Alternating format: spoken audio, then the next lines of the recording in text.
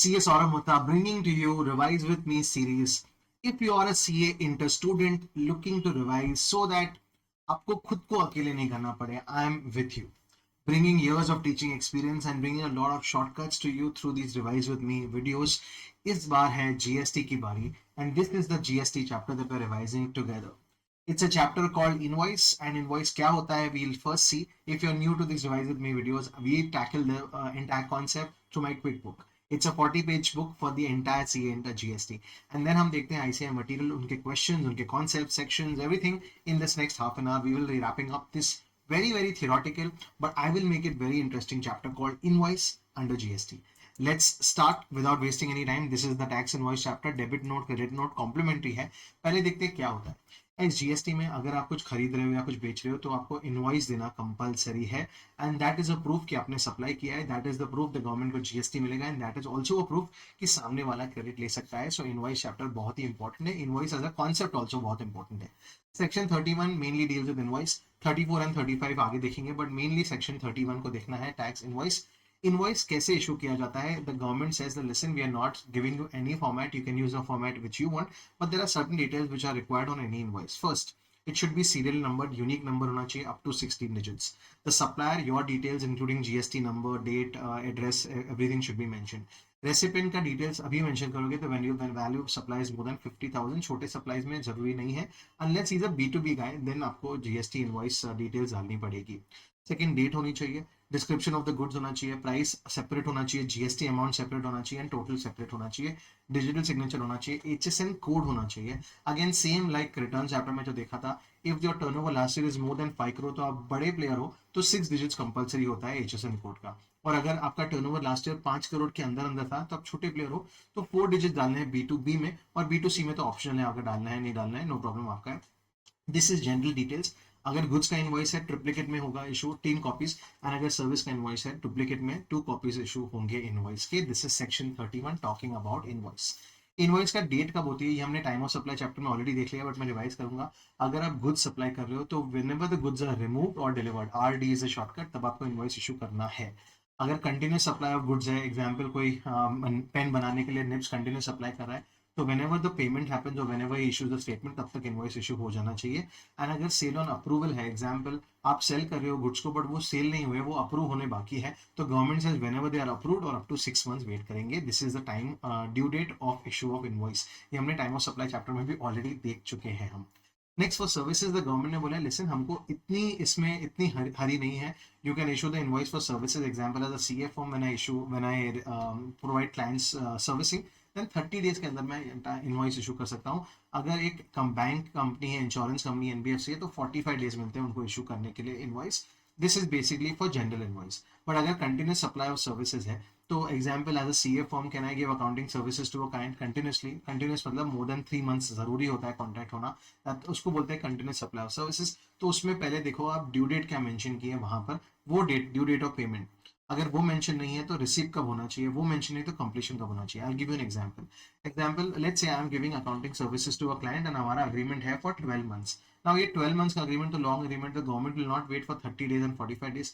तो गवर्नमेंट बोलती है एवरी मंथ जब ये डीआरसी होता है, तो देखेंगे फिर अग्रीमेंट में क्या लिखा है कि ड्यू डेट कब है इनवॉइस का, वो देखना पड़ेगा. अगर वो मेंशन नहीं किया है तो हमको पैसे कब तक मिलेंगे वो सर्विस के लिए, वो देखना पड़ेगा. एंड अगर वो भी नहीं है तो कंप्लीशन कब होता है काम, इस मंथ का काम कब कंप्लीट होगा नेक्स्ट मंथ में, उस हिसाब से जो डीआरसी इज अ शॉर्टकट, जो भी पहले होता है उस टाइम तक इनवॉइस इशू हो जाना चाहिए. एंड अगर सेसेशन ऑफ सर्विस मतलब सर्विसेज एंड हो रही है, तो जिस दिन एंड हो रही है the government will not wait for 30 days and 45 days after that, उस दिन तक आपको इनवॉइस इशू कर देना पड़ेगा. नेक्स्ट थोड़े स्पेशल केसेस देखते हैं. अगर गाइज आप रिवाइज इनवॉइस इशू कर रहे हो, कब करोगे? First understand. Example, I was liable to register on 1st November. I applied for registration on 10th November. Am I liable? Yes. Am I proactive? Yes, because I applied within 30 days for registration. Then मेरा registration आता है 15 November को, but still the effective date will be 1st November. तो now 1st November to 15 November इस period का जो आप invoice है उसको आपको रिवाइज करना पड़ेगा, बिकॉज इस पीरियड में आपके पास जीएसटी नंबर नहीं था, तो आपको डालना पड़ेगा. And that revise invoices has to be issued within 30 days from when you got your GST number. That is 15 November के बाद 30 days में आपको रिवाइज इनवॉइस इशू करने पड़ते हैं. That is the first special case. ये question अभी recently आया था एग्जाम में. सेकंड स्पेशल केस, अगर आप सप्लाई कर रहे हो value of supply less than 200, example less का पैकेट, एक पेन, एक छोटा बैटरीज एक्सेट्रा आप सप्लाई कर रहे हो, तो आपको इंडिविजुअल इनवॉइस देने की जरूरत नहीं है. At the end of the day you can make a consolidated invoice and keep it with you as a proof of supply.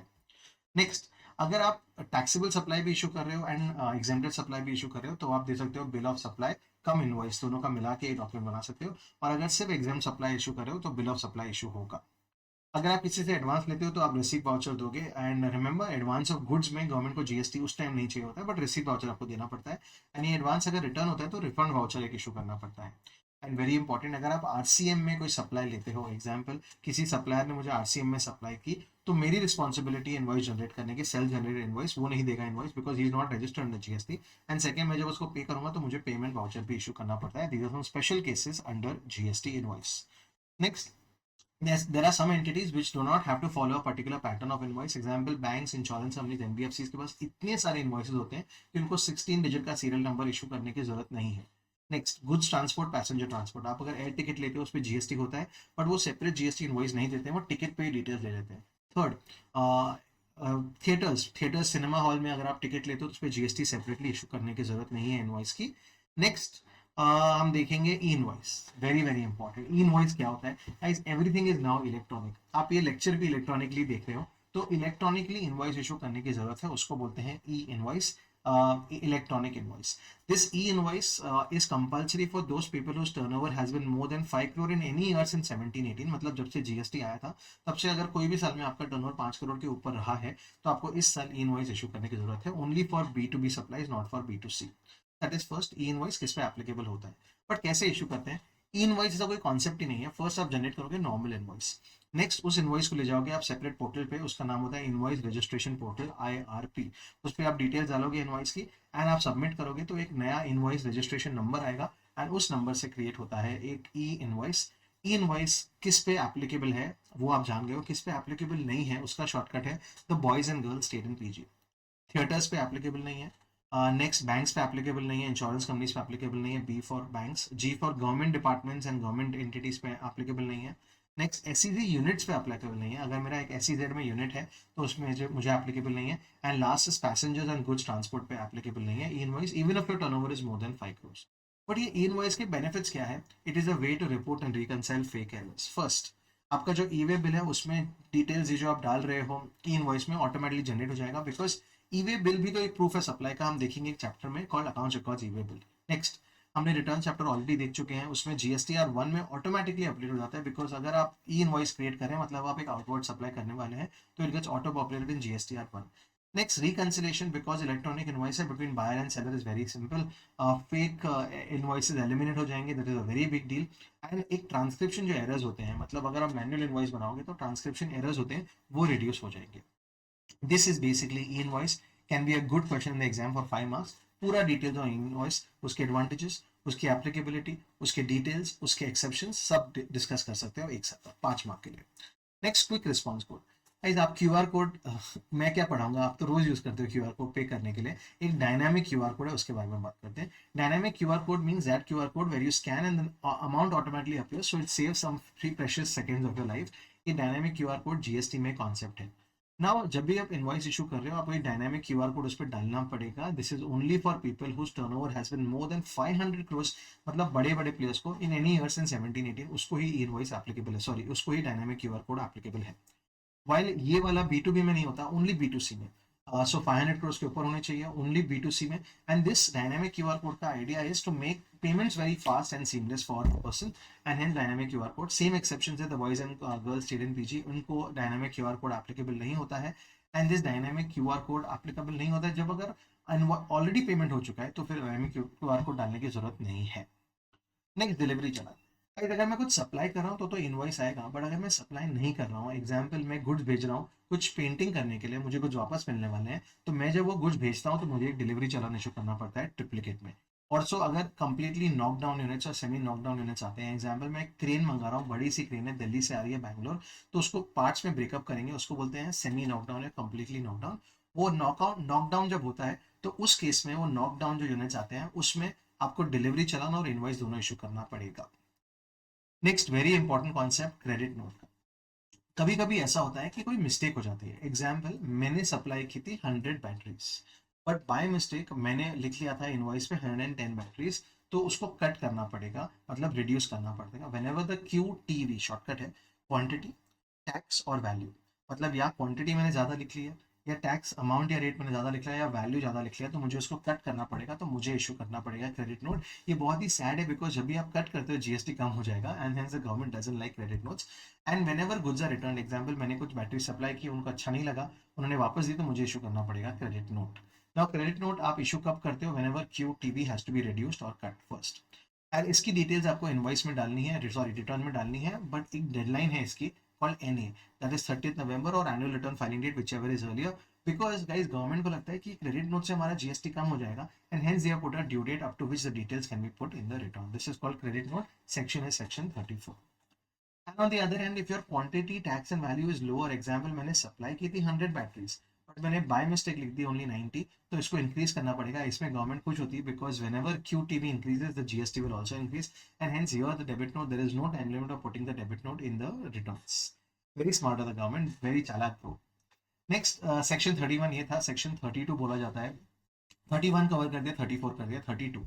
32 says that you cannot connect GST unauthorized. That means if you're not registered, you cannot collect it, and you cannot collect it at a higher rate. Example, अगर कोई GST 5% है, you cannot collect 12%, and even if you do that, then excess GST or the unauthorized GST has to be paid to the government. And a very small section is section 33, which says that listen, in the invoice, the GST amount, the description, goods ka amount, all have to be separately mentioned.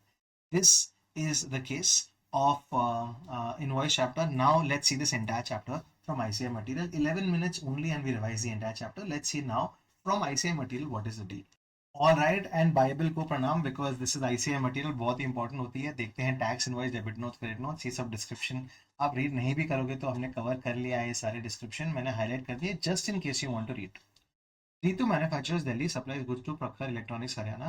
The goods were removed from the factory on 23rd September, so the due date of invoice is 23rd September.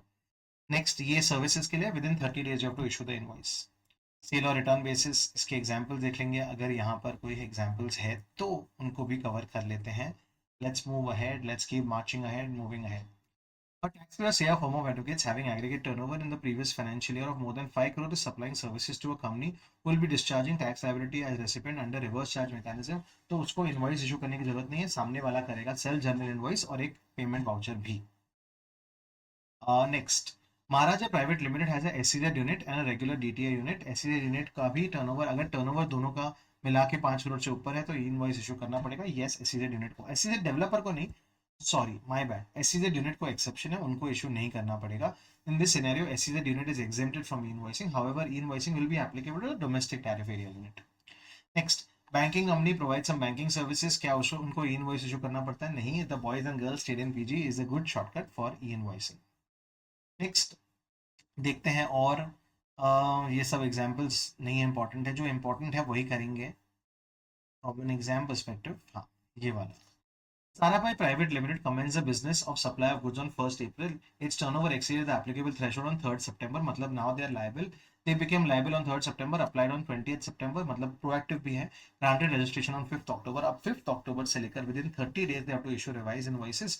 So from 5th October to 5th November they have to issue revised invoices for the period between 3rd September and 5th October. I hope you understood. ये concept important है. Please make sure you remember it well. Next, Lav and Kush Meghalaya engage in supply of gift items है। Commencement of business of supplying goods 1st August। Turnover 10 lakh 20 lakh को exceed हो रहा है, 20 लाख को जब exceed हो रहा है तब दे आर लायबल 5 सितंबर को, they applied on 20 September. So should they issue revise tax invoices? Yes, again same within 30 days from 6 October. बहुत ही अच्छा क्वेश्चन है ये। फॉर लेस देन 200 रुपीज का supply you don't have to issue individual invoice, आप consolidate कर सकते हो अगर वो B2B नहीं है तो, बिकॉज B2B वाले को तो आपको इनवॉइस रजिस्टर देना ही पड़ेगा, बिकॉज उसको सामने क्रेडिट चाहिए होगा। All right, we move ahead, we move ahead.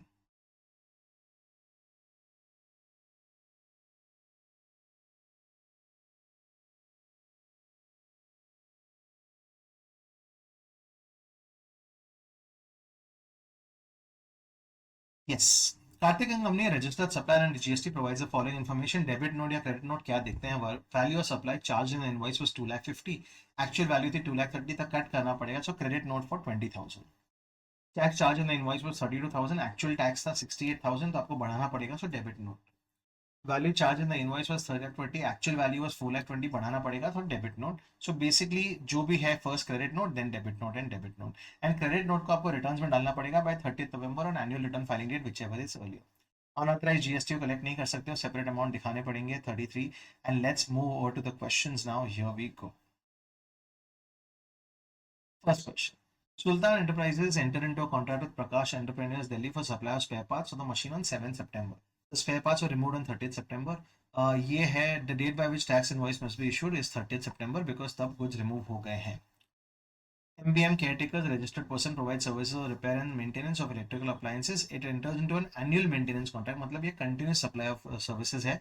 तो कब issue करना पड़ेगा? The maintenance services will be provided in the first day of each quarter of the relevant financial year and the payment for the same will also be due. So due date mention की है first date को, तो उस time तक invoice issue हो जाना चाहिए. DRC if you remember the shortcut. Aggregate turnover exceeded 20 lakh on 12th August. Applied on 3rd September. Are they proactive? Yes. तो आपको इफेक्टिव डेट हो जाएगा 12th अगस्त का ही. एंड आपको रिवाइज इनवॉइस इशू करने पड़ेंगे with 30 days from 6 September. Shyam fabrics opted for composition scheme, तो उसको बिल ऑफ सप्लाई इशू करना पड़ेगा, नॉट टैक्स इनवॉइस.